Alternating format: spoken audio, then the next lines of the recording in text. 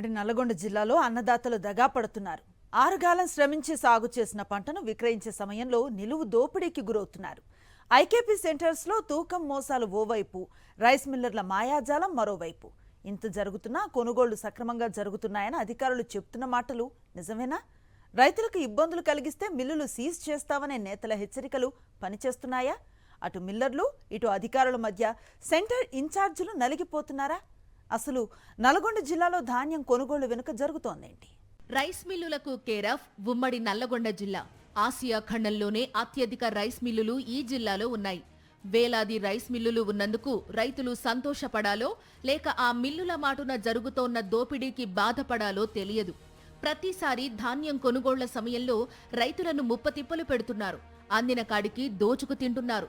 ఎన్నోసార్లు రైతులే బహిరంగంగా ఆధారాలతో సహా బయటపెట్టినా అధికారులు మాత్రం ఆ దోపిడీ చేస్తోన్న మిల్లులపై చర్యలు తీసుకోవడంలో వణికిపోతున్నారు.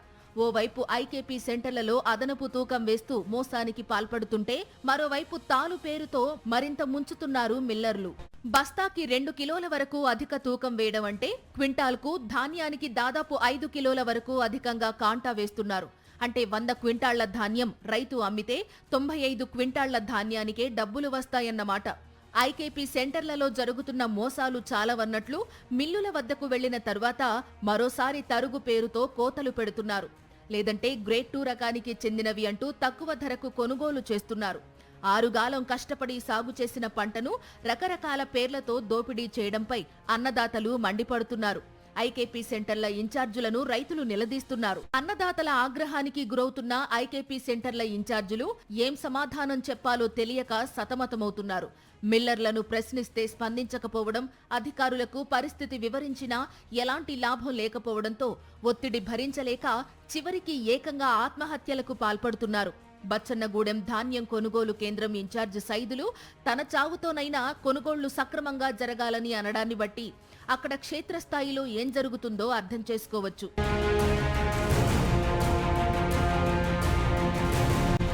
రైతులు మోసపోకుండా కాపాడాల్సిన అధికారులే మిల్లర్లకు సహకరించేలా వ్యవహరిస్తున్నారన్న ఆరోపణలు వినిపిస్తున్నాయి.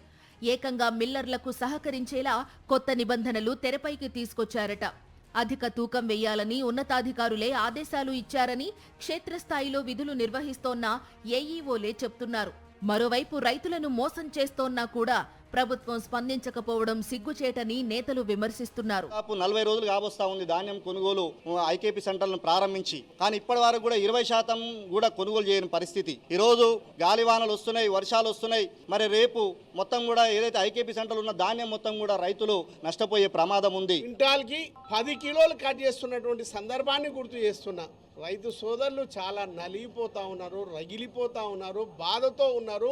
ఈ రాష్ట్ర ప్రభుత్వం, ఈ యొక్క జిల్లా మంత్రులు ఏమి పట్టించుకోనటువంటి పరిస్థితి. అధికారులను అడుగుతామో జిల్లాలో ఉన్నటువంటి మంత్రులకు మేము అప్తాలు కట్టాల్సి వస్తుంది.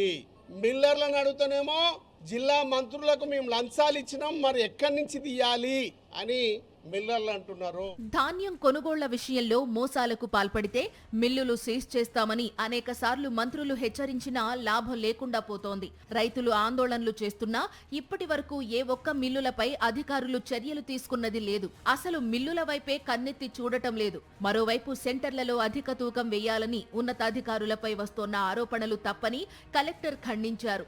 అయితే క్షేత్రస్థాయిలో మాత్రం అందుకు విరుద్ధ వాతావరణం నెలకొని ఉంది. మిల్లర్లు పేచీ పెడుతున్నారని చెప్పి కొంత రావడము, అట్లా కంప్లైంట్స్ వస్తూ ఉన్నాయి.